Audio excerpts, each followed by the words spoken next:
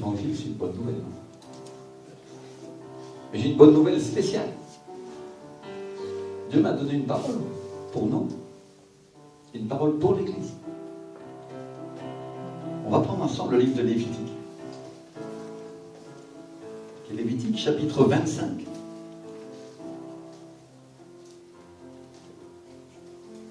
On va lire le verset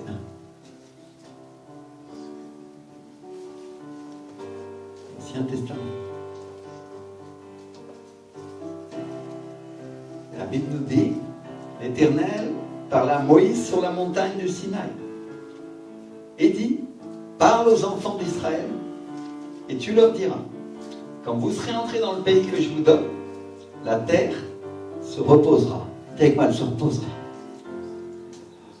Et ce sera un sabbat en l'honneur de l'Éternel.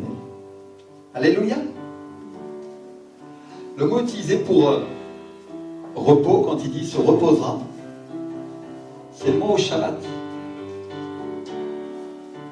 Et que dans ce verset-là, le Seigneur dit 2 fois Shabbat.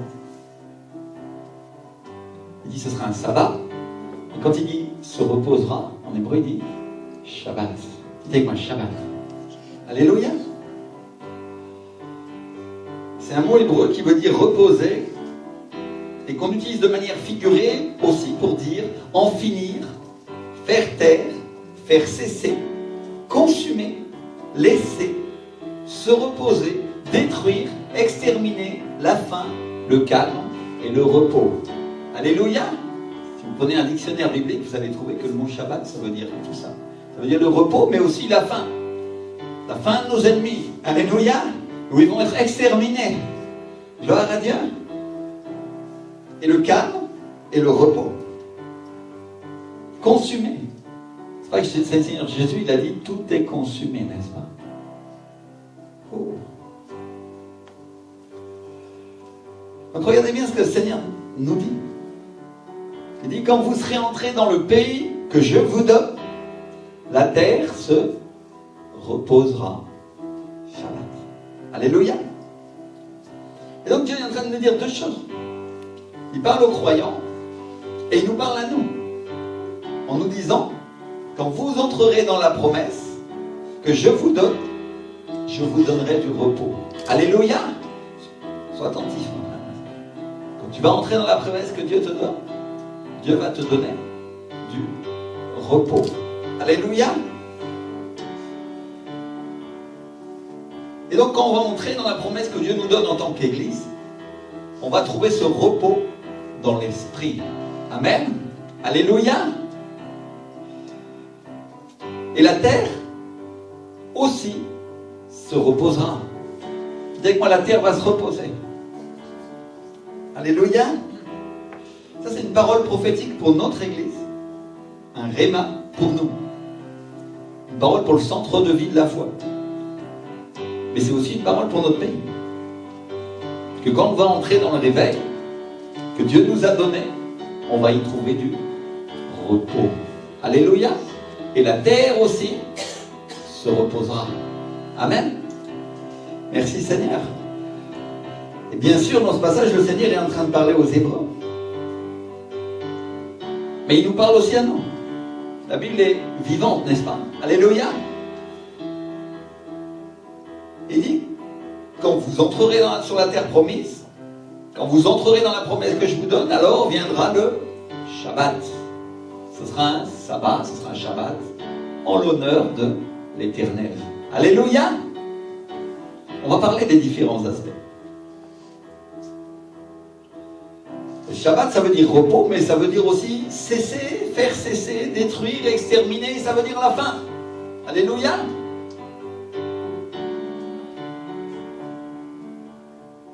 C'est un repos pour vous parce que quand vous serez délivré de l'esclavage, délivré de la pauvreté, délivré du désert, vous entrez dans votre propriété.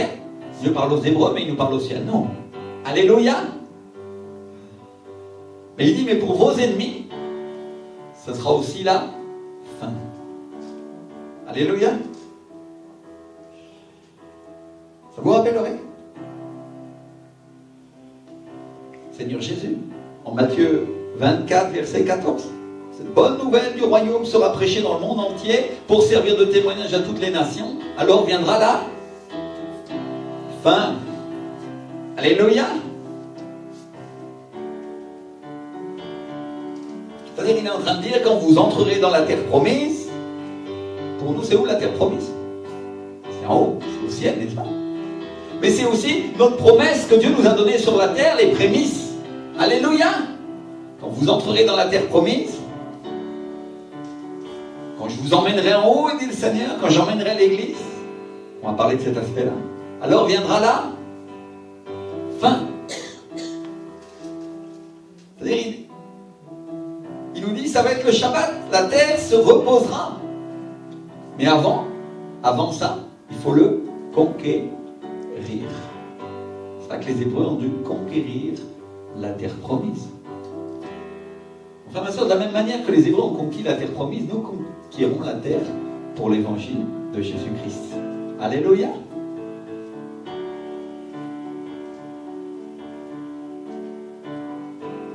Je ne sais pas si vous voyez, je ne sais pas si vous avez compris qu'il y a une relation de cause à effet entre le fait de prendre sa bénédiction et le fait que la terre se repose. Et donc en un verset de l'Ancien Testament, un verset du livre de Lévitique, Dieu annonce la fin des temps et il annonce ce qui est à venir. Alléluia. Bien sûr, il donne des lois et des règles et il met une fête en place qui va nous parler ensuite du jubilé. Mais ce n'est pas du jubilé qu'on veut parler aujourd'hui. Alléluia. Mais Dieu, dans ce premier verset, est déjà en train d'annoncer le Shabbat qui viendra, où la terre va se reposer. Alléluia. Vous avez vu que la parole de Dieu, elle est riche, c'est plein de choses cachées, n'est-ce pas? Et donc, Dieu parle d'une fête que les Hébreux doivent respecter, mais vous devez vous rappeler une chose, l'Ancien Testament, c'est l'ombre des choses à venir. L'image des choses qui vont arriver. On parle de choses qui sont arrivées réellement, qui sont arrivées dans le passé, d'autres qui étaient sur le point d'arriver, mais qui annoncent ce qui va arriver ensuite. Alléluia. Et donc dans ce passage-là, Dieu parle d'en finir. Il parle de l'extermination de tous nos ennemis, de tous les ennemis du peuple de Dieu. Je ne sais pas si vous comprenez ça, mais l'Ancien Testament, c'est long. Les nations qui sont là et que les Hébreux vont devoir conquérir, les Philistins, les Amalécites, les Madianites, il y en a toute une tripotée en hit, non? Sont une image des esprits, des démons qui luttent contre nous aujourd'hui et contre lesquels l'Église est en train de lutter. Alléluia. Et Dieu nous parle d'un repos. Dites avec moi un repos. Il nous parle d'un Shabbat pour la terre qui va être enfin délivré du diable et des démons qui l'oppriment. Et il nous parle d'un repos pour nous. Donc en un seul mot, le mot Shabbat qui est écrit dans le livre de Lévitique, Dieu annonce la justice pour le peuple de Dieu. Il annonce la condamnation du diable, des démons, de tous ceux qui les auront suivis, qui sont ici symbolisés par les nations qui occupaient la terre de Canaan. Et il annonce un repos pour la terre et un repos pour nous. Alléluia. Si vous vous rappelez ce que dit Apocalypse à propos du diable et des démons, de tous ceux qui n'auront pas obéi à Dieu, de tous ceux qui vont aller en enfer, ils seront quoi? Tourmentés. Devant les saints anges et devant l'agneau durant les siècles des siècles, c'est-à-dire pour toujours. Ils n'auront pas de repos. Le repos, ce n'est pas pour eux. Ils n'auront de repos ni jour ni nuit, ceux qui adorent la bête et son image et quiconque reçoit la marque de son nom. C'est Apocalypse chapitre 14, versets 11 et 12. Et si on lit le verset suivant, si on lit le verset 13, la Bible nous dit, et j'entendis du ciel une voix qui disait, écris, heureux dès à présent les morts qui meurent dans le Seigneur. Oui, dit l'Esprit, afin qu'ils se reposent de leurs œuvres, car leurs œuvres les suivent. Alléluia. Afin qu'ils se quoi? Afin qu'ils se reposent. Alléluia. Il y en a qui pensent qu'ils vont dormir au ciel, mais ils se trompent. Parce que le repos, ce n'est pas un sommeil. Dis avec moi, le repos, c'est pas un sommeil. Le repos, au contraire, ça a à voir avec le réveil. Ça a à voir avec le fait d'avoir ses yeux ouverts pour l'évangile. Alléluia. Merci Seigneur. Et ça a à voir avec la foi. Donc, il y a un repos pour le peuple de Dieu. C'est avec moi un repos. Alléluia. Quelqu'un peut allumer la lumière, c'est possible. Et il y a un Shabbat. Un Shabbat, dites avec moi un Shabbat. Alléluia. Il y a un repos pour ma vie. Un Shabbat pour moi. Dis-le avec moi. Il y a un Shabbat pour moi. Alléluia. Vous savez qu'il y a de la puissance quand on prophétise. Si tu ne prophétises pas, tant pis, moi je prends ta bénédiction, il n'y a pas de problème. Tu me la laisses. Vous comprenez ce que j'essaye de dire? Un repos. Amen. Et donc, Paul nous dit une chose très importante. Il dit, pour nous qui avons cru, nous entrons dans le quoi? Nous entrons dans le repos.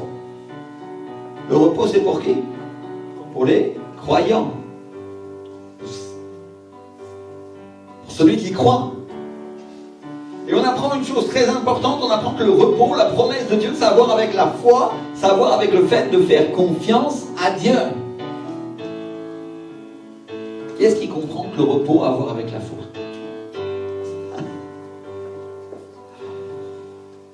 Si je crois, si tu crois, tu vas te reposer. Si tu ne crois pas, il n'y a pas de repos. Aux Hébreux qui n'avaient pas cru, on trouve ça en Hébreux 3,19, l'apôtre Paul dit, ils ne sont pas entrés à cause de leur incrédulité. C'est-à-dire leur manque de foi. Et il dit, on leur a prêché le même évangile qu'à nous, mais la parole qui leur a été annoncée ne leur a servi de rien parce qu'elle n'a pas trouvé la foi chez ceux qui l'ont entendue. Ça leur a servi à rien, pourquoi? Parce qu'elle n'a pas trouvé la foi en eux. Donc la foi c'est important, on a besoin d'avoir la foi si on veut entrer dans le repos de Dieu. Amen. La foi c'est le détonateur qu'on connecte au cordon pour que nous atteignions la promesse du Seigneur. Pour que la promesse s'accomplisse. Alléluia.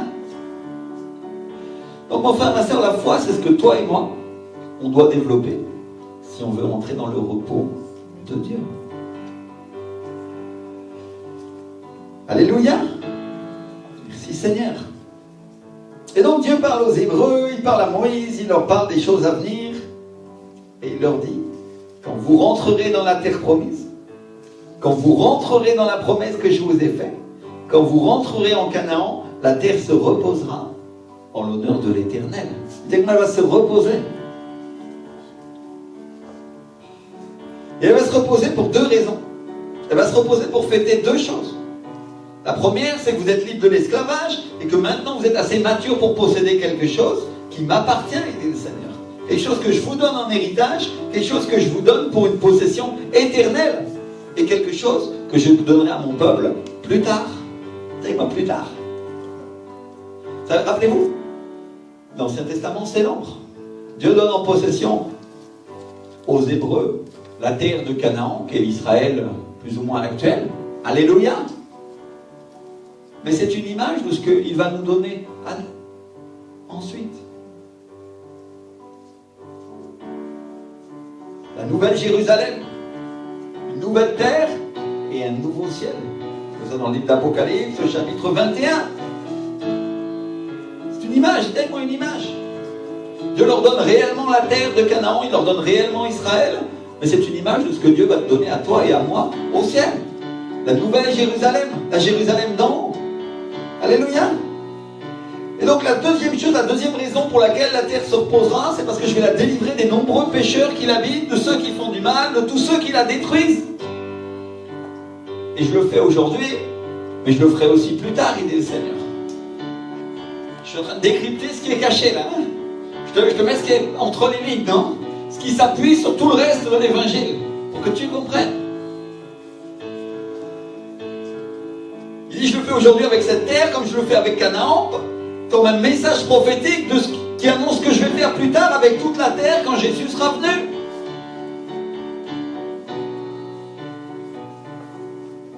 Comprenez? l'ombre de ce qui arrivera plus tard. Qu'est-ce que le Seigneur va faire avec toute la terre quand Jésus sera venu? Il va enlever ceux qui auront cru en Jésus, ceux qui meurent dans le Christ. Qu'est-ce qui se passe? Ils vont au ciel, au paradis. Ceux qui, à la fin des temps, croient, seront enlevés avec le Seigneur dans les airs. C'est ce que dit la parole de Dieu. Et tous les autres seront quoi?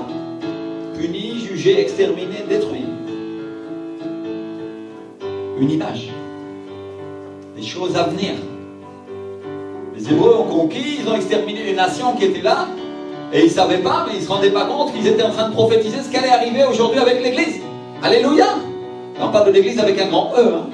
Pas seulement la nôtre.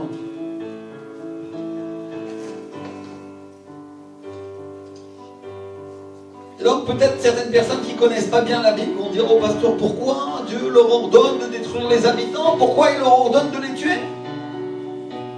La première chose, c'est que dans l'Ancien Testament, Jésus n'était pas passé encore pour détruire le péché. Et pour le détruire, la seule solution, c'était d'en finir avec la vie de ceux qui le pratiquaient. C'était comme un cancer.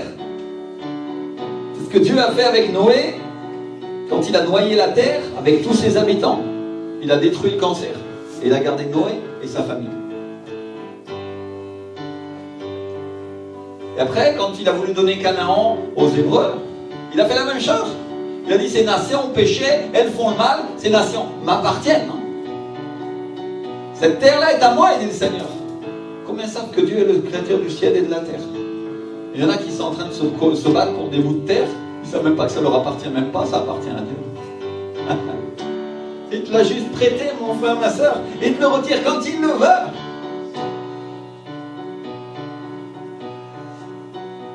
Et donc la deuxième raison pour laquelle Dieu donne au peuple d'Israël, c'est à cause d'une promesse qu'il a fait à Abraham. On trouve en Genèse 17, verset 8. Un moment où Dieu fait alliance avec Abraham et ses descendants, une alliance pour toujours, et où il dit à Abraham, je te donnerai à toi et à tes descendants après toi le pays que tu habites comme étranger, tout le pays de Canaan en possession perpétuelle. Dites avec moi, perpétuelle. C'est-à-dire pour toujours. Et je serai, quoi? Leur Dieu. C'est-à-dire Dieu a donné Israël aux Juifs, il a donné Canaan pour toujours. Alors on souhaite bien du courage à ceux qui essayent de leur prendre leur territoire, parce que c'est contre Dieu qu'ils sont en train de lutter, n'est-ce pas? Et un jour Dieu va descendre, le jour où les nations seront de s'attaquer à Jérusalem, à la bataille d'Armageddon. Ce qui va se passer, le Seigneur va descendre lui-même, et il combattra contre eux, pardon. Il combattra contre les peuples, contre les nations. Et ça, c'est le moment où la Bible nous dit que les yeux de ceux qui auront combattu contre lui, contre Israël, tomberont en pourriture à l'intérieur de leurs orbites. Leur langue pourrira dans leur palais, dit la Bible. Dans leur bouche. Et leur... Ça, c'est tout ce qui est écrit dans le livre du prophète Zacharie. C'est avec moi, Zacharie. Zacharie a annoncé ces choses qui sont à la porte, qui sont sur le point de venir. Je ne veux pas faire d'expectative, mais on voit les Russes qui commencent à s'armer. Tout le monde est en train de se préparer parce qu'un jour, un de ces jours, ils vont venir, ils vont attaquer Jérusalem. Et ce jour-là, Jésus descendra. Alléluia. Et il défendra d'abord les Juifs.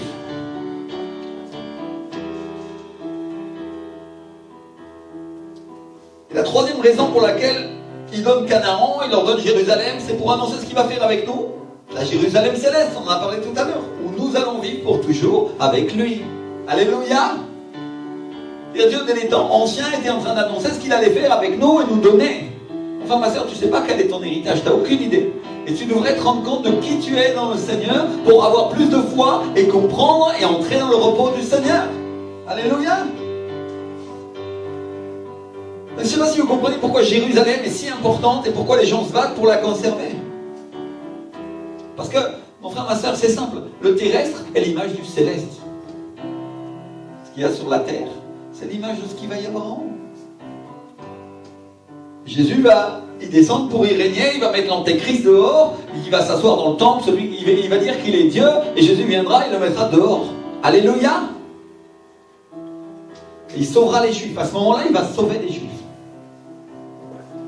Donc vous voyez, dans ce verset, il y a toute une image, tout un aperçu des choses à venir. Le deuxième verset, il nous explique ensuite ce qui va venir. En quoi consiste ce repos? On va le lire ensemble. Toujours en Lévitique. On va lire les versets 3 à 6. Donc Dieu leur parle d'une fête qu'ils vont devoir célébrer, une fête qui a à voir avec la foi. Et voilà ce qu'il leur dit. Il leur dit, pendant 6 ans tu ensemenceras ton champ, pendant 6 ans tu tailleras ta vigne, mais la 7e année ce sera un sabbat, Shabbat. Un temps de repos pour la terre, un sabbat en l'honneur de l'Éternel. En l'honneur de qui ils vont faire le sabbat? En l'honneur de Dieu. Tu n'ensemenceras point ton champ et tu ne tailleras point ta vigne. Tu ne moissonneras point ce qui proviendra des grains tombés de ta moisson. Tu ne vendangeras point les raisins de ta vigne non taillés. Ce sera une année de repos pour la terre. Alléluia. Dites avec moi un repos. Il annonce encore un repos. Peut-être certains vont dire, mais il y avait déjà un sabbat. Il y avait déjà un Shabbat tous les 7 jours, le samedi pour les Juifs. Pour nous, aujourd'hui, c'est passé le dimanche parce que Jésus est ressuscité, n'est-ce pas? Alléluia! Il y a un changement. Et donc, tous les 7 jours, il y avait un jour de repos pour honorer Dieu. Un Shabbat. Et maintenant, Dieu leur dit, tous les 7 ans, il y aura une année de repos. Dites avec moi une année. Un super Shabbat. Alléluia! Shabbat plus long. En plus des Shabbats de tous les 7 jours. Il leur dit, vous travaillerez pendant 6 ans, la 7e année, super Shabbat. Alléluia. 1 an de repos pour la terre. Une année sans travailler. Jusque-là, tout le monde est content. Dans ses vacances. Hein. Jusqu'à ce qu'il y en ait un qui commence à demander, et comment on va manger? On va pas passer une année sans manger. Si tu lis le verset 7, Dieu leur dit, ce que produira la terre pendant son sabbat vous servira de nourriture. Dites avec moi ce que produira la terre. C'est avec ça que vous allez manger. À toi, à ton serviteur et à ta servante, à ton mercenaire et à l'étranger qui demeure avec toi, à ton bétail et aux animaux qui sont dans ton pays, tout son produit servira de nourriture. Alléluia! Et là, il y a un ouf de soulagement dans l'assemblée. Jusqu'à ce que vienne la question suivante. Et comment il va faire? Et nous, les êtres humains, on est toujours comme ça. La Bible ne le mentionne pas. Mais si tu regardes ce que les Hébreux ont dit quand Dieu a dit qu'il allait leur amener de la viande, et qu'il a fait tomber des millions et des millions et des millions de, comment on appelle ça, de cailles, pour leur donner à manger. Pour eux, ils ne savaient pas comment il allait faire le Seigneur. Chacun d'entre nous, quand Dieu nous dit une chose comme ça, une chose folle, qui est basée sur le surnaturel de Dieu, on se pose la question, n'est-ce pas? La Bible ne le mentionne pas, mais moi je suis certain que parmi les Hébreux, il y en a, ils n'ont peut-être pas ouvert leur bouche pour le dire, mais sûrement ils étaient en train de se dire, comment Dieu va faire ça? Donc Dieu parle à Moïse et Moïse l'annonce au peuple. Dieu parle à votre pasteur et le pasteur l'annonce à l'église. Et l'église est là et elle se dit, chut, il est tombé sur la tête celui-là. 1 an sans manger. N'inquiétez pas, c'est pas ce qu'on va faire. C'est juste pour comprendre. Et donc,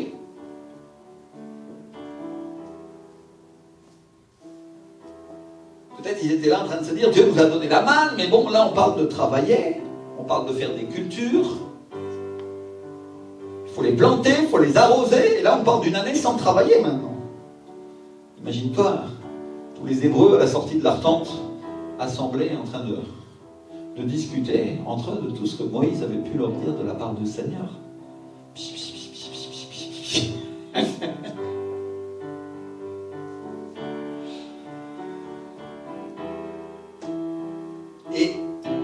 Et bon, là on parle d'une année sans bosser. Une année où les gens vont vivre uniquement de ce qui vient de la terre et de ce qui pousse tout seul.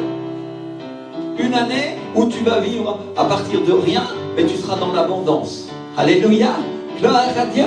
Le Shabbat de Dieu. Dites-moi le Shabbat de Dieu. donc, combien ici savent que Dieu pourvoit? Vous savez, combien ont expérimenté ça déjà? Combien l'ont expérimenté à plusieurs reprises? Il n'y a pas beaucoup de mains qui se lèvent. Oh Seigneur! Mais les Hébreux, ils avaient beau avoir expérimenté ça, ils se posaient des questions. Bien naturel. Parfois, ça nous arrive de poser des questions. Comment est-ce que Dieu va faire pour me bénir? Tu en es venu ici pour que Dieu réponde à ta question. Gloire à Dieu. Comment Dieu va faire pour me bénir? Comment Dieu va faire pour m'accorder la bénédiction que je lui ai demandé? Et mon frère, ma soeur, tout ça, c'est une question de foi. Parce que la Bible dit que celui qui doute est semblable au fond de la mer, qu'un tel homme ne croit pas qu'il va recevoir quelque chose du Seigneur. C'est-à-dire, si tu veux recevoir ce que Dieu veut te donner, il ne faut pas que tu doutes. Je ne dis pas de ne pas sentir le doute, parce que nous le sentons tous. Attention, je dois défaire quelque chose que le diable dit. Je dis de ne pas accepter le doute. C'est très différent. Toujours cet exemple, on peut prendre à propos du péché. Que les oiseaux peuvent voler dans le ciel, mais il ne faut pas les laisser faire un nid dans notre tête. Tu n'es pas obligé d'accepter le doute que le diable vient te placer pour te piquer ta bénédiction. Vous comprenez ce que j'essaie de dire? La foi, dites-moi la foi. La foi, c'est notre héritage. Dieu nous a appelés ici, centre de vie de la foi. Alléluia. Et il ne l'a pas appelé parce que j'ai eu la bonne idée qu'un jour on allait s'appeler centre de vie de la foi. Non, il y a un prophète qui est venu et la parole de Dieu, il nous l'a donnée et il a dit, vous vous appellerez centre de vie de la foi. Alléluia. Ça veut dire qu'ici on va développer notre foi. Amen. Merci Seigneur. Alors comment je dois faire pour ne pas douter? Bon, Dieu, il avait préparé les Hébreux dans le désert. Pendant des années, ils ont mangé la manne qui tombait du ciel, parce que dans le désert, il n'y a pas de culture. Et il n'y avait pas d'employeur, il n'y a pas d'entreprise, il n'y a pas de pharaon qui les nourrit contre du travail ou contre leur propre vie, en leur donnant des coups. Même le pharaon n'était pas là. Il n'y avait que Dieu. Dites avec moi, il n'y avait que Dieu. Il pouvait s'accrocher qu'à Dieu dans le désert. Dans le désert, c'est pas que tu vas planter des choux, des laitues, et puis déjà tu vas les arroser comment? Et bon, il y a des moyens, mais bon, ils n'avaient pas la technologie d'aujourd'hui. Crois-moi qu'il n'y avait que Dieu qui pouvait nourrir un peuple aussi nombreux qu'ils étaient.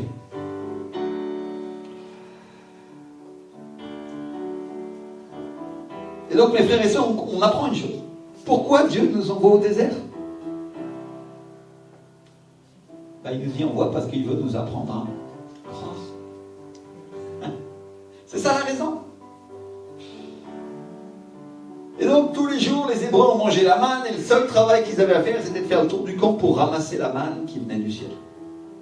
Ils allaient sur les collines de sable et dunes, et un peu tout autour du camp, la manne tombait tous les jours.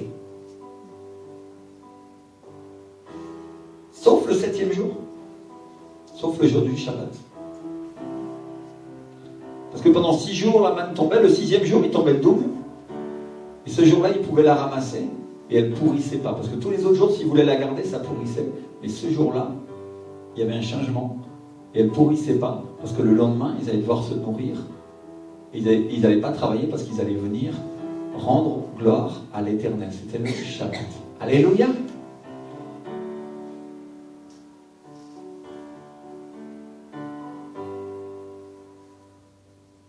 Et donc, mes frères et sœurs, c'est la même chose aujourd'hui pour nous. On mange tous les jours la nourriture de Dieu. Dieu nous parle dans sa parole. Et le 7e jour, on arrête de travailler. Et on vient à l'église. Et Dieu nous donne un Shabbat. Alléluia.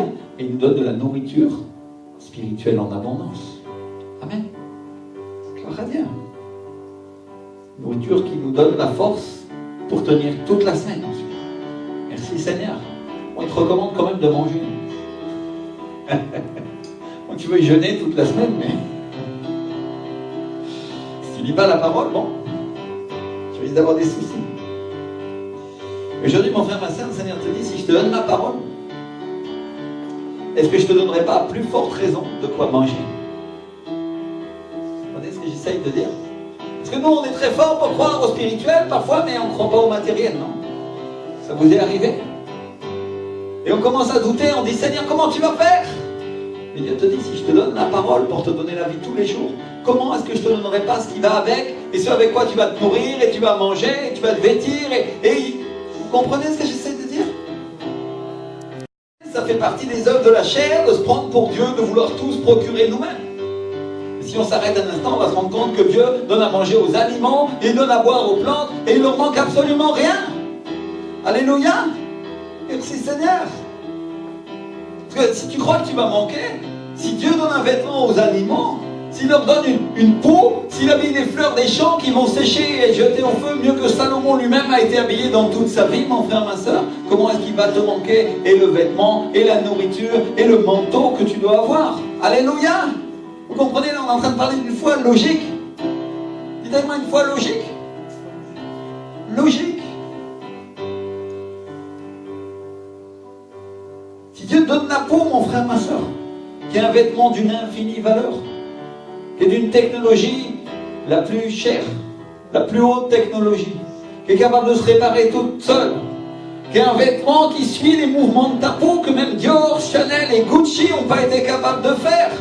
Alléluia! Et qui se régénère tous les jours pour être comme au premier jour. Est-ce que tu ne crois pas que Dieu va te donner aussi le vêtement, mon frère, ma soeur?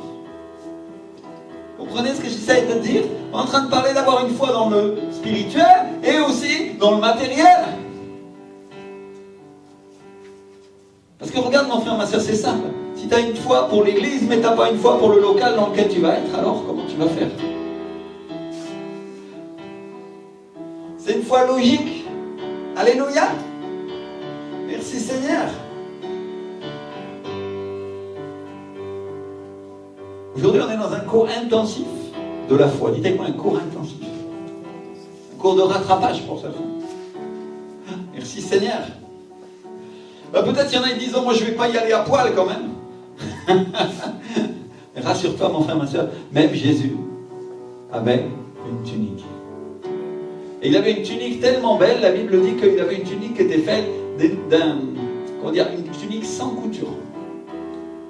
Et elle était tellement chère que pour accomplir la prophétie, quand ils l'ont crucifié, les soldats romains, ils se sont partagés tous ses effets, et certains ils ont déchiré certains vêtements, mais la tunique ils ne l'ont pas déchirée, ils l'ont ils l'ont tiré au sort pour savoir qui est-ce qu'il aurait. Parce que ça valait très très cher à l'époque, une tunique comme ça. Et mon frère, ma soeur, c'est de ça que je suis en train de parler. Aujourd'hui, tu dois avoir la foi pour croire que tu vas être habillé avec les meilleurs vêtements. Que Dieu va te donner le meilleur. C'est moi le meilleur. Amen. Merci Seigneur. Et qu'à partir du moment où tu crois, tu vas commencer à recevoir. Parce que le problème, c'est que les gens, ils ne savent pas, ils ne connaissent pas leur valeur devant Dieu. Ils n'en ont aucune idée. Et cette semaine, mon frère, ma soeur, j'étais en train d'adorer Dieu dans ma cuisine. J'adore Dieu aussi avant. Mais après, au moment de faire à manger, j'écoutais la radio. Il y avait une chanteuse formidable qui s'appelle Ingrid Rosario. Quelqu'un la connaît? C'est une américaine, mais elle est latine. Et elle est reconnue comme une des adoratrices au niveau mondial. C'est incroyable. Elle commence à jouer, elle commence à chanter. L'esprit est là, il y a la présence de Dieu. Et waouh, c'était fort. Et sa chanson, elle disait, je m'élèverai comme l'aigle par la puissance de ton amour. Belle chanson. Et je chantais si bien qu'à un moment je me suis mis à penser comment ça doit être pour Dieu d'avoir des gens qui l'adorent comme ça, en esprit. Vous savez, des fois on a des pensées comme ça qui nous viennent. Et je me suis dit, ça doit être comme d'avoir un magnifique oiseau qu'on aime, qui est beau et qui chante bien et qu'on a envie d'écouter chanter tous les jours. Imagine que tu as un oiseau comme ça dans ta cour, tous les jours tu vas te pointer et tu vas écouter son chant, non? Alléluia! Et là, ça c'est un moment où le Saint-Esprit m'a parlé, il m'a dit, Rémi, tu vaux bien plus pour moi qu'un oiseau. Et j'ai été comme brisé, je me suis senti, wow, j'ai commencé à pleurer parce que je me suis rappelé la parabole des oiseaux. Vous vous souvenez que Dieu nourrit les oiseaux? Et que nous valons bien plus que tous ces oiseaux-là. Alléluia! Donc mon frère, ma soeur, c'est ça que je suis venu te dire ce matin. Tu vaux bien plus qu'un oiseau pour lui. Tu as bien plus de valeur. Tu dois comprendre et tu dois connaître la valeur que tu as aux yeux de Dieu. Dieu t'aime et il veut te donner le meilleur. Alléluia. Je suis venu pour casser la pensée du diable ce matin, qui veut te tenir captif, que tu seras toujours misérable, tu n'auras jamais un bon travail, tu n'auras jamais des bons vêtements, une belle voiture, il te manquera toujours tout, ou tu peux l'obtenir que par tes propres forces. C'est pas vrai.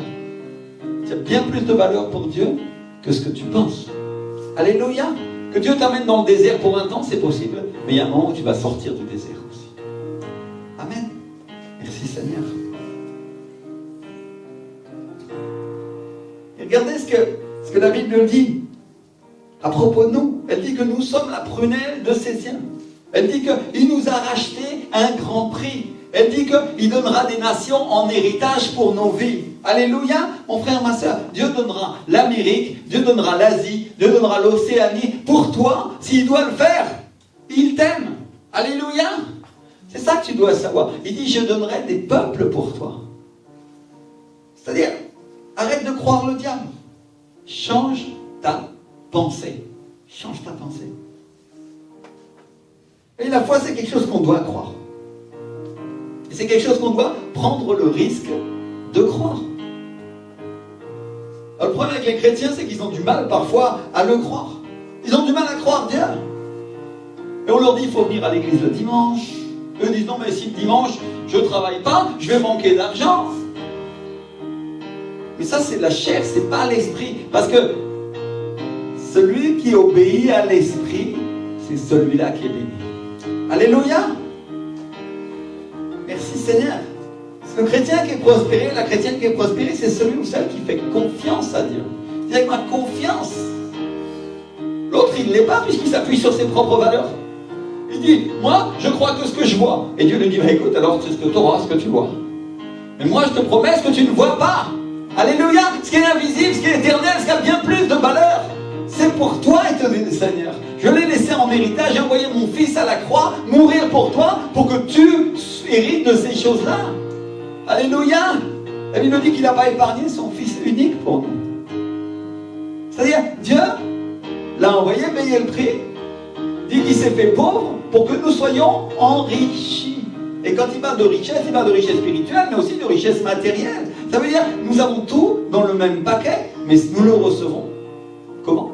Si nous croyons. Vous comprenez ça? Nous recevons par la foi. Celui qui critique ça ne le recevra pas. Celui qui ne le croit pas ne recevra pas non plus. Mais celui qui décide de dire, Seigneur, c'est une folie, mais moi je crois, celui-là obtient pour héritage ce que Dieu a payé pour lui. Alléluia. C'est valable avec toutes les choses de l'esprit. Merci Seigneur. Alors évidemment, je ne te dis pas de laisser ton travail. Je te dis d'être ferme, je te dis de croire en mon Dieu. Et je te dis de t'appuyer sur la parole de Dieu. Amen. Parce que c'est un acte de foi. Et c'est une manière d'honorer Dieu.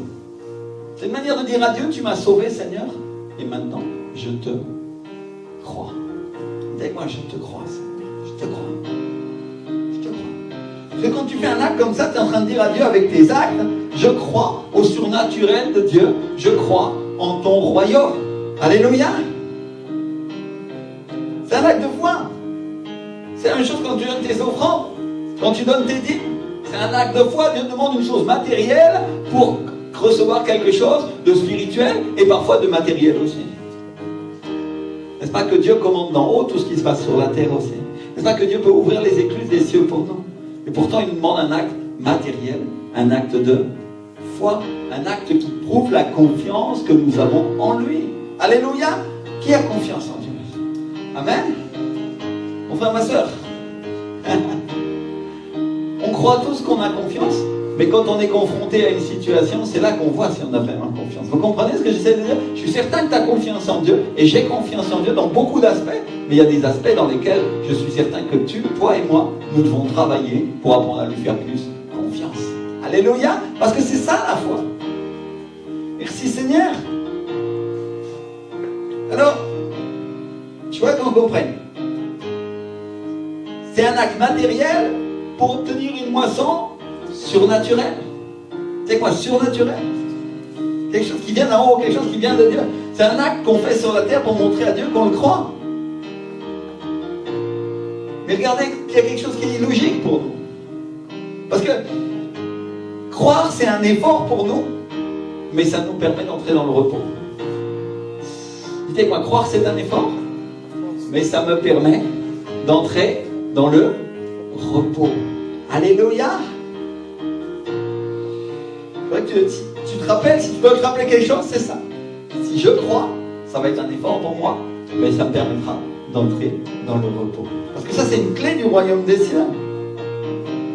Merci Seigneur. Parce qu'on a tellement de raisons d'être préoccupés, on a tellement de raisons d'être embêtés sur la terre. Quand c'est pas pour l'argent, c'est pour le travail. Quand c'est pas pour le travail, c'est pour la famille. Quand c'est pas pour la famille, c'est pour la santé. Il y a toujours quelque chose pour nous casser les pieds. Et pour qu'on soit inquiet et qu'on ait quelque chose qui nous dérange. Et la foi, c'est l'inverse de la préoccupation, c'est basé sur la confiance.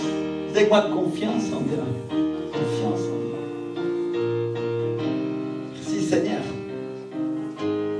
Un jour, j'étais préoccupé pour les finances à cause des factures qui s'accumulaient et l'Esprit m'a dit, descansa, je estoy contigo. Repose-toi, je suis avec toi. Alléluia. Repose-toi. Et mon frère, ma soeur, d'une certaine façon, elle était en train de me dire, ça ne sert à rien que tu te préoccupes, parce que même si tu crois que tu ne te préoccupes pas, tu te préoccupes quand même. Ça vous est arrivé? Vous croyez que vous croyez, mais en fait à l'intérieur, il y a comme un stress. Vous êtes là et vous dites, chut, quand est-ce que ça va se finir cette situation? Comment je vais résoudre cette situation-là? Vous comprenez?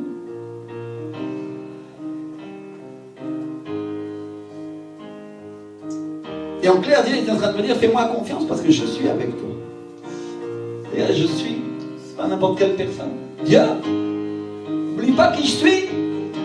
Je suis Dieu et Dieu est avec toi dans cette situation-là. Alléluia. Celui qui a les richesses, celui qui a créé le ciel et la terre. Et qu'est-ce que tu crois que c'est tes factures pour moi, étonné le Seigneur? Alléluia. Vous comprenez ce que j'essaie de dire? Et quand il m'a dit ça, j'ai senti une grande paix. Il y a comme un poids qui est tombé de ma poitrine et c'est parti. J'ai commencé à pleurer dans la présence de Dieu, à dire Seigneur, oui, tu prends soin de moi, tu m'aimes. Et je n'avais pas réalisé que j'avais un si grand Dieu à mes côtés qui m'aimait tant. Alléluia. Comprenez ce que je dis? Que parfois on a besoin que Dieu nous parle, on a besoin de la révélation du Saint-Esprit pour savoir qui on est, qui est Dieu et combien il est avec nous et comment nous reposer sur lui, comment entrer dans ce repos. Alléluia. J'ai senti un grand repos et j'ai été soulagé. Alléluia. Alors mon frère, ma soeur, je vais vous dire que quel que soit le problème dans ta vie, repose-toi en Dieu, appuie-toi sur lui, crois-le. Alléluia. Peu importe si les ténèbres ont secoué ta famille, ont secoué ta maison, si tu as des difficultés, peu importe si la ruine ou la pauvreté est venue frapper à ton entrée et dit regarde, tu vas mourir avec moi. Toi tu lui fermes la porte au nez et tu dis non, non, moi Dieu, mon Dieu est avec moi. Alléluia, je crois en mon Dieu. Merci Seigneur. Si c'est la maladie, c'est la même chose. Peu importe s'il est venu frapper à ta porte à plusieurs reprises et tu dis oh, à chaque fois tu commences à craindre et tu l'invites dans une des chambres de ta maison, tu lui dis non, non, non, sors de moi, sors de mon jardin.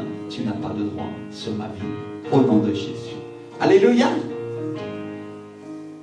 Et que mes frères et sœurs, il faut apprendre à résister. Donc peu importe, parce que Jésus arrive jamais trop tard. Rappelez-vous Lazare. Le 4e jour, il s'est pointé. Alors peu importe si tu as l'impression que tout est fini pour toi, que tu ne vas rien recevoir, parce que Dieu, de toute façon, à la fin, te pourvoira. De toute façon, à la fin, te bénira. Alléluia.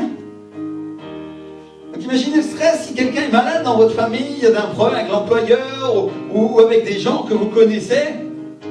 Mais mes frères et sœurs, chercher Dieu, c'est être capable d'entrer dans le repos de l'esprit. Dites-moi le repos. Le repos. Alléluia. C'est-à-dire, moi je me suis rappelé d'une chose. Au moment où Dieu m'a dit ça, il m'a dit descansa, je estoy contigo, repose-toi, je suis avec toi. Je me suis rappelé de la prophétesse Valérie Switcher. Un jour, à une conférence à Paris, il y a 1 an, il y a 2 ans, elle s'est allongée sur l'estrade comme ça. Elle a dit, regarde pas ton compte pour savoir s'il est dans le rouge. Mais repose-toi. Elle a mis les mains comme ça. Repose-toi, parce que Dieu t'offre. Et tôt ou tard, il viendra un temps où Dieu aura agi et réglé ton problème de finance dans ta vie. Parce que toi, tu as fait ce qu'il faut, et maintenant, c'est le travail de Dieu. Vous comprenez ce que j'essaye de dire? Quand toi, tu as fait ce que le Seigneur t'a demandé de faire, qu'est-ce que tu vas faire ensuite? Tu dois te reposer en Dieu pour que lui accomplisse ce que lui, il a promis. Alléluia! Parce que ça ne sert à rien de se préoccuper, tu n'ajouteras pas une année ou une circonstance de plus à ta vie, tu ne changeras rien. La seule chose que tu peux faire, c'est montrer ta foi et dire, Seigneur, je te crois. Alléluia! Et la foi, ce n'est pas un sentiment, c'est un acte. Et quand j'ai préparé cette prédication, le Saint-Esprit m'a dit, dis-leur que je vais les faire entrer dans mon repos. Alléluia! C'est-à-dire, Dieu vous dit qu'il va vous faire entrer dans son repos, dans une confiance agréable et favorable pour lui, pour que ce qui vient de l'Esprit s'accomplisse dans votre vie. Alléluia! Pour que la foi dans les choses matérielles et les choses spirituelles commence à s'accomplir dans l'Église. Voilà la promesse que Dieu vous donne aujourd'hui, peuple de Dieu. L'Esprit du Seigneur va vous faire entrer dans son repos. Alléluia! Merci Seigneur! Et tu veux savoir en quoi consiste le repos? Le repos, ça consiste à s'appuyer sur Dieu dans une situation où tu ne peux rien faire. Ça consiste à croire, à obéir à sa voix, même si ça ne te paraît pas logique. C'est ça le repos. Même si ce n'est pas logique pour toi. Parce qu'au moment où tu le fais, il y a une puissance surnaturelle de Dieu, il y a le repos du Saint-Esprit sur ta vie, et tu te sens rafraîchi, tu te sens renouvelé, tu te sens transformé, et la confiance commence à arriver. Alléluia! C'est-à-dire qu'il y a un effort pour croire, mais à partir du moment où tu commences à rentrer dans cet endroit de croire, qu'est-ce qui se passe? Le Saint-Esprit vient et il prend le relais, et sa puissance commence à se remplir. C'est là que tu es prêt d'obtenir, parce que la foi, c'est la victoire avant la victoire, mon frère, ma soeur. C'est obtenir la victoire avant même que tu aies vu la victoire. Dieu te promet une victoire dans ta vie, à condition que tu le crois, à condition que tu entres dans la foi et que tu commences à te baigner avec lui et tu commences à dire, je me laisse porter par toi Seigneur, parce que je n'ai pas la force, c'est impossible, mais en toi tout est possible Seigneur. Alléluia! Parce que tu le dis Seigneur, sur ton ordre je jetterai le filet, même si j'ai travaillé toute la nuit et que j'ai rien ramassé, j'ai rien récolté, mon entreprise de pêche est en train de ruiner, vous pouvez dire Pierre, mais aujourd'hui tu me dis de jeter le filet et je fais une récolte surnaturelle et des centaines de shekels de poissons. Je ne sais pas si c'était le shekel à l'époque, mais les stratères de l'argent pour mon entreprise. Et Pierre a été tellement enrichi, tellement béni, il a cru tellement en Dieu à ces moments-là, après ça, qu'il a été capable de tout laisser. Il a laissé son entreprise de pêche, il a dit, elle ne me sert plus à rien, moi je suis Jésus, je vais avec lui. Alléluia, parce que ce que lui il dit, ça a plus de valeur que tout le travail que je peux faire de toute ma vie. Alléluia, présence de Dieu, foi en Dieu, par l'obéissance, parce que je crois Seigneur, je me repose en toi. Sûrement les pêcheurs, parce qu'il était patron d'une entreprise de pêche, et les gens qui étaient avec lui ont dû lui dire, écoute arrête, il est fou lui, on a travaillé toute la nuit, on est crevé, on va aller dormir maintenant, on verra bien demain. Et Dieu il te dit non encore. Alléluia, parce que c'est comme ça, je me repose en lui, j'avance avec lui, et le Seigneur va faire. Donc vous voyez, là, si on vient aux Hébreux, ils avaient appris à s'appuyer sur Dieu tout le temps qu'ils ont marché dans le désert, ils ont vu la manne, leurs vêtements ne se sont pas usés, leurs chaussures ne se sont pas usées pendant 40 ans. Dieu a fait un miracle incroyable, ils étaient habitués à voir ça. Mais là, Dieu était en train de leur demander autre chose. Ils n'étaient pas en train de leur demander de se reposer un jour, tous les 7 jours, il était en train de leur demander de se reposer une année.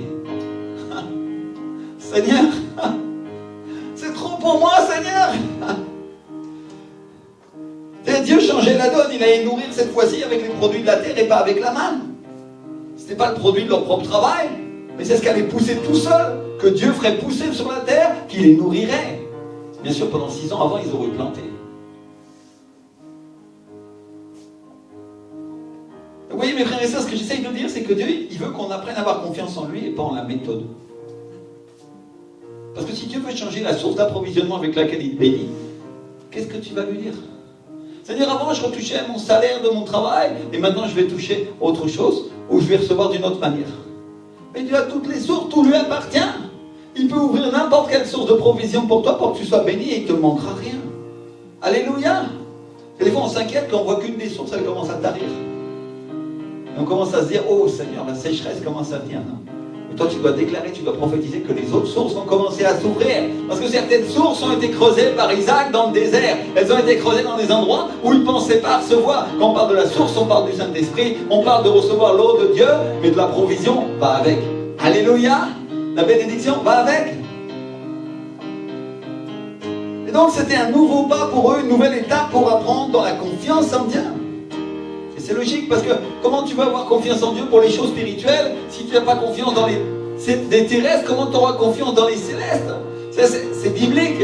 C'est-à-dire Dieu doit travailler aussi ta vie pour que tu puisses croire et tu puisses obtenir, pour que tu puisses entrer dans le repos à chaque secteur, à chaque instant de ta vie, parce que tu es un peuple qui repose dans l'espérance de Jésus-Christ de Nazareth. Alléluia. Dis avec moi, Christ, mon espérance.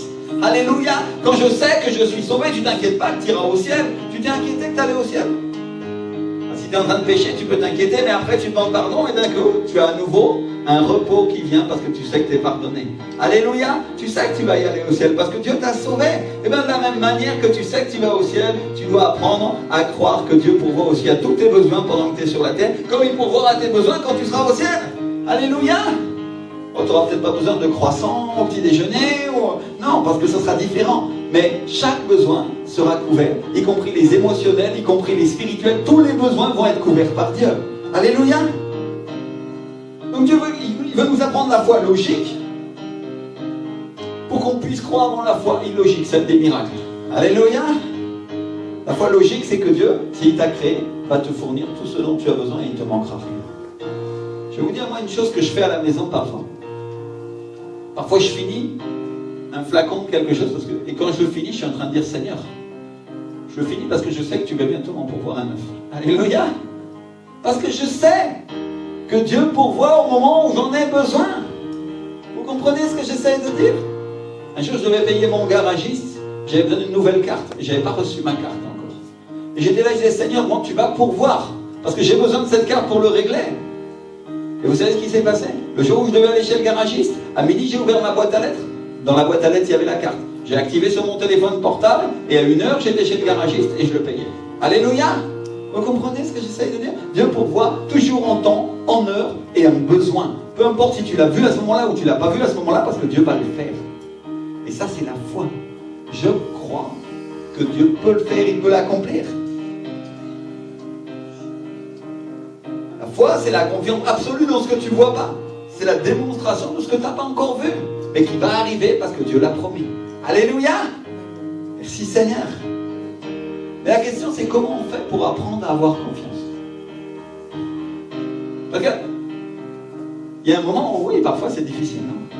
Je vais vous raconter une histoire. C'est un groupe de gens qui sont montés dans un bateau pour faire un voyage. Pour faire le voyage de leur vie. Et ils ont tout vendu. Ils ont vendu toutes leurs possessions pour pouvoir payer le billet. La traversée se passe bien. Tout le monde est accoudé au bastingage. Ils regardent la mer. Le temps est beau. Tout va bien. Et pendant qu'ils sont en train de regarder au milieu de l'océan, d'un coup, il y en a un qui voit un aileron. Un requin. Et des dizaines et des dizaines de requins commencent à se presser, commencent à tourner autour du bateau, et les gens les regardent, ils sont pris d'une grande terreur, en se disant combien ça serait terrible de tomber au milieu de ces requins. Seigneur, heureusement on est dans un grand bateau en fer, et tout va bien, non? Et d'un coup on entend un plouf, et une petite fille qui était encore bébé, qui était dans les bras de sa maman, est tombée au milieu des requins, et là les gens commencent à se regarder, et c'est la panique à bord. Qui va aller chercher cette petite fille? Qui aura le courage? Et qu'est-ce qu'on va faire? Et d'un coup on entend un autre plouf. Et un marin qui était sur une des cheminées au-dessus s'est jeté à l'eau. Et nage au milieu des requins, il attrape la petite fille, et là tout le monde retient son souffle, et il le tire il lui jette une boule avec une corde, il le remonte à bord, il prend le bébé, il le donne, et quand le marin est remonté à bord, alors là il y a un grand soulagement, tout le monde dit chut. Et les gens se serrent dans les bras, ils pleurent, et waouh, ils applaudissent, ils clament, waouh. Et il y en a quelques-uns qui sont un peu plus curieux que les autres, qui s'approchent de marin, et disent comment t'as fait? Qu'est-ce qui t'a motivé à devenir un héros pour faire ça et plonger au milieu des requins? Et le marin il dit moi je sais pas, mais moi j'aimerais bien savoir qui m'a poussé. Mon frère, ma soeur, Dieu, des fois, te pousse pour être dans la situation, pour que toi aussi, tu deviennes un héros de la foi. Alléluia. La Bible nous parle des pères de la foi, mais s'ils ont des pères, alors ils ont aussi des enfants. Alléluia. Et nous sommes ces enfants d'Abraham, nous sommes ceux qui croyons. Ça veut dire que si Dieu te pousse dans une situation, peu importe, parce que Dieu te fournira et il apportera tout ce dont tu as besoin. Amen. Qu'est-ce qu'il dit? Gloire à Dieu pour ça. Merci Seigneur. Alléluia. Alors je ne sais pas dans quel domaine il est ta difficulté. Peut-être c'est la famille, peut-être c'est l'argent, peut-être c'est le travail, peut-être tu es malade. Mais tu peux être sûr d'une chose, Dieu est avec toi. Dieu va prendre soin de toi. Te couvrira. Te couvrira. Et ce matin, on est aussi venu pour parler des choses matérielles. Parce que pour certains, c'est la difficulté majeure dans l'église. Déjà dans l'église en France, on ne veut pas parler des choses matérielles. Parce qu'on est tellement religieux que non, nous n'avons besoin de rien. Si tu as besoin de rien, moi j'ai besoin de Dieu. J'ai besoin de ce qu'il me faut. Alléluia. Vous comprenez ce que j'essaye de dire? Et je suis venu te dire ce matin, prends le risque de croire. Prends le risque. Et vous savez que manquer d'argent, ça arrive même aux grands prédicateurs. Pasteur Cash Luna, qui est un grand prédicateur au Guatemala, qui a une église énorme. Dans les premières années de mariage, dans son livre, il raconte une chose. Il dit un jour, il rentrait à la maison et il était inquiet pour la provision. Et dans le lotissement où il vivait, il y avait un petit chien. Et vous savez, ces petits chiens qu'il y a dans la rue en Amérique latine, il y en a plein. Je ne sais pas si en Afrique, il y en a comme ça. Il y a plein de chiens qui sont dans la rue et bon, tout le monde les nourrit, quoi. Et ce petit chien, il n'avait pas vraiment de maître. Il s'appelait Bobby, petit chien. Et il lui donnait à manger. Et les voisins d'à côté lui donnaient à manger aussi. Et les voisins d'en face lui donnaient à manger aussi. Et le soir, quand il faisait froid, il se couchait sous la voiture qui venait de rentrer dans le garage, la dernière, et il dormait avec le chauffage.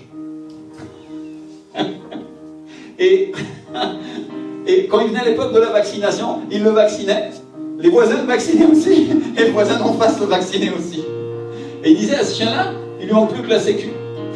Il lui manque plus que l'assurance maladie. Et il dit quand je suis arrivé à ma maison, et que j'ai vu le petit chien qui remuait la queue, le Saint-Esprit m'a parlé, il dit. Et il lui a dit, tu as vu ce petit chien? Il n'a pas arrêté de manger, de dormir à l'aise, il n'a pas arrêté de recevoir des soins. Est-ce que par hasard, tu ne crois pas que moi je prendrais mieux soin de toi? Enfin, ma soeur, il s'est mis à pleurer. Parce qu'il a réalisé que Dieu l'aimait bien plus que ce qu'il pensait. Alléluia. C'est le diable qui nous fait croire le contraire. Mais il a compris. Et il est devenu un des grands hommes de la foi. Il obtient des choses matérielles et des choses spirituelles. Merci Seigneur. Alors, c'est-à-dire, une seule phrase de Dieu a mis par terre le doute qui habitait dans son cœur. Une seule phrase. Quand l'Esprit du Seigneur t'a montré qui il était et combien il t'aime, tu vas commencer à comprendre et à voir les choses différemment. On va se mettre à prier. Je voudrais que quelqu'un se lève, on dit Seigneur. Peut-être j'ai eu la crainte, peut-être j'ai eu le doute, peut-être j'ai la peur qui m'a habité, peut-être les choses spirituelles mauvaises sont venues contre moi et se sont élevées contre ma maison, Seigneur, et les vents ont soufflé, la tempête a détruit. Mais je demande pardon pour le doute que j'ai eu, que tu viendrais prendre soin de moi et que tu viendrais me secourir, Seigneur. Je demande pardon si j'ai douté que tu amènerais la provision dans ma maison. Je demande pardon si j'ai douté que tu étais le roi des rois et le seigneur des seigneurs et que tu pouvais rétablir ma famille, restaurer toutes choses par ta main puissante au nom de Jésus de Nazareth, Seigneur. Au nom de Jésus. Commence à prier, dis-lui Seigneur. Oh, tout est possible à celui qui croit. Seigneur, aujourd'hui je veux croire, Seigneur. Aujourd'hui, donne-moi la foi, Seigneur, accorde-moi la foi nécessaire pour croire au miracle, Seigneur. Accorde-moi la foi pour croire à la provision naturelle et surnaturelle, Seigneur. Accorde-moi la foi pour croire que tu vas me donner le travail que je t'ai demandé, Père, au nom de Jésus. Pour m'accorder, Seigneur, la bénédiction, la maison, la voiture que je t'ai demandé au nom de Jésus. Demande au Seigneur, commence à clamer pour m'accorder l'époux, l'épouse que je t'ai demandé au nom de Jésus de Nazareth, Seigneur. En son temps, mon Dieu. Seigneur, accorde-moi, mon Dieu. Oh, la restauration de ma famille, le salut de mes proches, Seigneur. Seigneur, je ne veux pas être celui qui doute. Je veux entrer dans le repos, Seigneur. Peu importe si ça me coûte d'y entrer, mais je vais entrer dans ce repos céleste, ce repos spirituel qui consiste à croire en toi, mon Dieu. Au nom de Jésus de Nazareth, Seigneur. Alléluia, mon Dieu. Tu as la puissance, Seigneur. Tu nous as donné la foi. Nous sommes rendus capables par ton Saint-Esprit, Seigneur, de croire. Nous avons cette foi, Seigneur. Développe-la en nous. Développe-la en moi. Développe-la sur mon frère, sur ma soeur, au nom de Jésus de Nazareth, Seigneur. Je le bénis, Seigneur. Je déclare sur sa vie que la prospérité va commencer à l'inonder. Il va commencer à avoir la foi. Il va commencer à croire. Et les miracles vont commencer à tomber autour de lui. Et chaque chose va venir sur sa vie, au nom de Jésus de Nazareth, Seigneur. Alléluia, mon Dieu. Alléluia. Ore pakimaki santa. Ore nakasata karibala kashita ramantekaya. Seigneur, nous t'exaltons et nous glorifions ton nom. Mais enfin, ma soeur, je veux te dire, est-ce que tu sais quand vient le repos? Le repos vient quand tu actives ta foi. Alléluia. C'est à ce moment-là que le repos commence à venir dans ta vie. Merci Seigneur. Je suis venu vous dire une chose ce matin. Je voudrais qu'on reprenne cette promesse que le Seigneur nous a donnée. Quand vous serez entrés dans le pays que je vous donne, la terre se reposera. Mon frère, ma soeur, quand tu vas rentrer dans la promesse de Dieu, quand tu entreras dans le repos parce que tu crois, parce que tu as la foi, la terre se reposera. Vous savez quoi, se reposera? C'est-à-dire parce que Dieu, il va amener l'Église vers un nouveau pas de bénédiction. Elle va devenir mature. Elle va entrer dans un nouveau niveau de foi. L'Esprit te dit aujourd'hui, parce que tu prends ce que je t'ai donné, parce que tu prends ce qui est à toi, et que tu le fais par la foi, la terre se reposera, et il y aura un repos pour toi.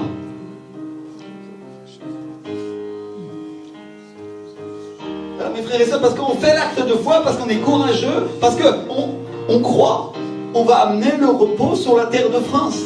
Vous comprenez ce que j'essaye de dire? Parce que l'Église commence à rentrer dans un nouveau niveau de foi avec une nouvelle expectative, avec une nouvelle connaissance. Alors que nous prenons en possession ce que Dieu nous a donné, qu'est-ce qui se passe? Nous apportons le repos sur la terre sur laquelle nous vivons. Alléluia! C'est-à-dire que non seulement quand tu crois, le repos va être pour toi, mais le repos va être pour ta famille, le repos va être pour ton pays, le repos va être pour tes collègues, parce que la terre va être débarrassée des démons qui l'affectaient, parce que tu commences à annoncer le Shabbat de Dieu. Alléluia! Alors mon frère, ma soeur, ça je voudrais que tu comprennes une chose, c'est qu'il y a une action et il y a une réaction de l'autre côté. Quand tu fais l'action de croire, Dieu commence à voir que tu es courageux et il commence à éliminer tes ennemis tout autour de toi. Et sachant que ce sont des esprits méchants dans les lieux célestes qui viennent te détruire, qu'est-ce qui se passe? La terre est nettoyée, elle est purifiée de toutes ces choses. Et non seulement t'en profites toi, mais les autres aussi autour de toi. Juste ferme tes yeux et dis-lui, Seigneur, je crois. Seigneur, je crois, Seigneur, toutes les promesses que tu as pour moi, Seigneur. Il n'y en a aucune qui va manquer, Seigneur. Ta parole dit, Seigneur, qu'à Moïse, il n'a manqué aucune des bonnes promesses que tu as faites, Seigneur. Si tu m'as promis, alors je vais obtenir, mon Dieu, tout ce qui est écrit dans ta parole, Seigneur. Aujourd'hui, je crois. Aujourd'hui, je crois. Commence à le déclarer, commence à le prophétiser. Commence à le déclarer sur ta vie. Que tu es un homme de foi, un homme qui croit, une femme qui croit et qui reçoit ce pourquoi la parole de Dieu est sortie au nom de Jésus de Nazareth. Alléluia, ouvre ta bouche et je la remplirai. Commence à déclarer sur ta vie les promesses de foi. Seigneur, je suis un homme de foi, la crainte et le doute et l'incrédulité partent de ma vie au nom de Jésus de Nazareth. Je les reprends maintenant et ils n'ont qu'un pouvoir en moi au nom de Jésus-Christ, Seigneur. Au nom de Jésus-Christ. Je déclare cette foi, Seigneur. Je déclare la victoire dans mes épreuves au nom de Jésus, Seigneur. Au nom de Jésus. Au nom de Jésus. Au nom de Jésus. Victoire totale au nom de Jésus-Christ de Nazareth. Au nom de Jésus-Christ, Seigneur. Au nom de Jésus-Christ. Au nom de Jésus-Christ. Au nom de Jésus-Christ. Au nom de Jésus-Christ. Alléluia. Alléluia. Alléluia. Commence à remettre ce en quoi tu avais du mal à croire et à lui dire, Seigneur, maintenant je crois. Maintenant je crois, Seigneur. Maintenant je crois en ma guérison, Seigneur. Maintenant je crois en ma restauration. Maintenant je crois en ma bénédiction. Seigneur, si tu donnes à manger à ce petit chien, Seigneur, si tu le nourris, tu le vaccines, alors à combien plus forte raison tu vas prendre soin de moi, Seigneur? Combien plus forte raison, dans cette foi logique, je peux croire que tu vas faire des miracles pour ma vie, tu vas ouvrir les écluses des cieux et il ne me manquera rien, Seigneur. Alléluia, mon Dieu. Alléluia, Seigneur. Alléluia. Ore papa. Au nom de Jésus, Seigneur. Je crois, Seigneur, en ta puissance. Je crois en la libération qui vient prochainement pour la terre de France, Seigneur. Je crois à la croissance du centre de vie de la foi, Seigneur. Je crois à la bénédiction qui vient sur ma vie et sur ma famille, Seigneur. Je crois à la prospérité qui va nous amener, Seigneur. Je crois aux fleuves de provision et de bénédiction qui vont commencer à venir. Je crois, Seigneur, que tu vas faire couler ton esprit au-delà de toute mesure sur la terre de France, Seigneur. Alors que tout semblait être bouché, tout semblait être contraire, et que tout le monde était dans le mal, et que le terrorisme semblait frapper cette terre, Seigneur, parce qu'il le fait. Aujourd'hui, nous déclarons, Seigneur, que les fleuves de Dieu vont commencer à guérir et à transformer le cœur des Français au nom de Jésus, Seigneur. Et leur donner un cœur tendre pour Dieu, Seigneur, comme l'a annoncé le pasteur Ricardo, le prophète Switcher, Seigneur, au nom de Jésus-Christ de Nazareth, Seigneur. Aujourd'hui, nous déclarons, Seigneur, non seulement la provision pour nos vies et pour nos maisons, Seigneur, mais le salut pour tous, Seigneur. La paix sur la terre de France, Seigneur. Au nom de Jésus de Nazareth, Seigneur. Qu'elle sera libérée de tous ses ennemis, Seigneur, naturels et spirituels, au nom de Jésus-Christ de Nazareth, Seigneur. Nous déclarons qu'ils seront libérés de l'islam au nom de Jésus de Nazareth. Ainsi soit, Seigneur. Ainsi soit, mon Dieu, au nom de Jésus de Nazareth. Alléluia. Alléluia. Continuez à prier. Continuez à prier.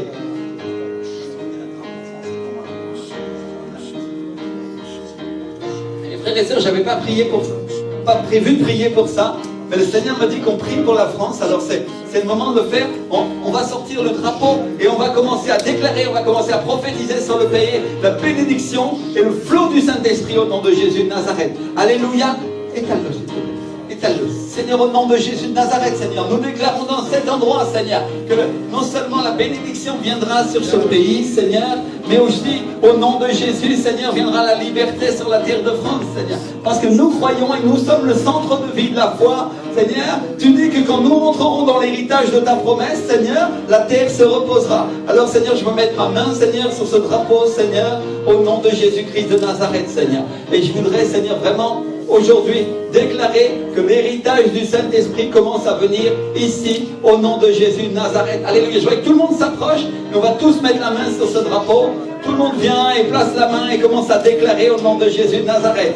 Seigneur, nous rentrons dans notre héritage, Seigneur, et nous croyons, Seigneur. Peut-être nous avons été opprimés, peut-être le diable nous a écrasés pendant des années, peut-être l'Église a été forte ou elle n'a pas été, mais nous allons tenir parce que nous t'appartenons, Seigneur. Alors on pose avec les mains et tu commences à déclarer la bénédiction, la provision, le repos sur la terre de France au nom de Jésus de Nazareth, Seigneur. Alléluia. Seigneur, libéré de tout terrorisme, Seigneur, libéré de toute iniquité, libéré de l'islam, Seigneur, libéré de tous démons qui s'élèvent contre le nom de Jésus de Nazareth, Seigneur, libéré de l'athéisme, Seigneur. Aujourd'hui, nous déclarons un repos puissant pour cette terre, Seigneur, au nom de Jésus-Christ de Nazareth. Seigneur, parce que nous sommes tes prophètes, nous sommes tes serviteurs, nous sommes tes enfants, Seigneur. Et en ton nom, Seigneur, nous venons aujourd'hui, Père, déclarer le réveil en France au nom de Jésus-Christ de Nazareth, Seigneur. Nous déclarons qu'au milieu de la difficulté, au milieu des ténèbres, au milieu des épreuves, Seigneur, le souffle du Saint-Esprit va faire pousser, Seigneur, au nom de Jésus de Nazareth, une église forte, une église puissante en France, Seigneur, qui déclare le réveil et le repos du Saint-Esprit au nom de Jésus. Seigneur, commence à prier, dis-lui, Seigneur, je veux être part de ce réveil, Seigneur, je veux être part de ce réveil, Seigneur, je veux être part de ce réveil, même si je suis encore un tout petit, Seigneur, et j'ai du mal à croire, même pour moi parfois, mais Seigneur, utilise-moi, Seigneur, parce que tu prends les faibles et les pauvres de ce monde, ceux qui ont été maltraités, ceux qui ont été humiliés, rejetés, Seigneur, et tu les places, Seigneur, en haut à la tête avec tes princes, Seigneur. Aujourd'hui, nous déclarons, Seigneur, que nous sommes ces princes à venir au nom de Jésus, qui vont grandir par la foi et amener le repos sur la terre de France. Prophétise sur ta vie. Prophétise que tu es un homme de foi, tu es un homme de réveil, tu es une femme de réveil, tu es une femme de foi qui croit et qui va prendre le repos en s'appuyant sur les choses de l'esprit pour obtenir dans sa propre vie de tous les jours, et qu'en faisant ça, la terre de France va être libérée. Au nom de Jésus, parce que ça c'est la promesse du Seigneur pour nous. C'est la promesse du Seigneur pour le centre de vie de la foi. C'est la promesse du Seigneur dans le livre de Lévitique. Que quand nous rentrerons dans cette promesse, alors viendra le repos. Alors viendra le repos. Mon frère, ma soeur, il y a un repos pour ta vie. Il y a un repos pour ta vie, pour que tu puisses croire, tu puisses t'appuyer sur les choses qui paraissaient impossibles. Et il y a un repos pour le pays dans lequel tu vis. Il y a un repos pour ta famille. Et ça, c'est la promesse de Dieu aujourd'hui. Et je vois que tu la crois, je vois que tu te l'appropries. Et tu dis, Seigneur, ta présence, Seigneur, ton onction, au nom de Jésus de Nazareth. Au nom de Jésus. Au nom de Jésus de Nazareth, Seigneur. La France qui croit. La France qui croit. N'importe si je suis français ou éthiopien ou africain ou suédois, Seigneur, ou même norvégien, mais j'habite dans ce pays, Seigneur, c'est mon pays. Et je crois pour la liberté, pour la libération des captifs au nom de Jésus de Nazareth. Commence à prier. Seigneur, ainsi que tu m'as libéré, ainsi que tu es en train de me restaurer, Seigneur, aujourd'hui. Père, je déclare le réveil, Seigneur, au nom de Jésus de Nazareth, Seigneur. Sur ma vie, sur ma famille, sur mon église et sur mon pays, au nom de Jésus de Nazareth. Amen. Alléluia.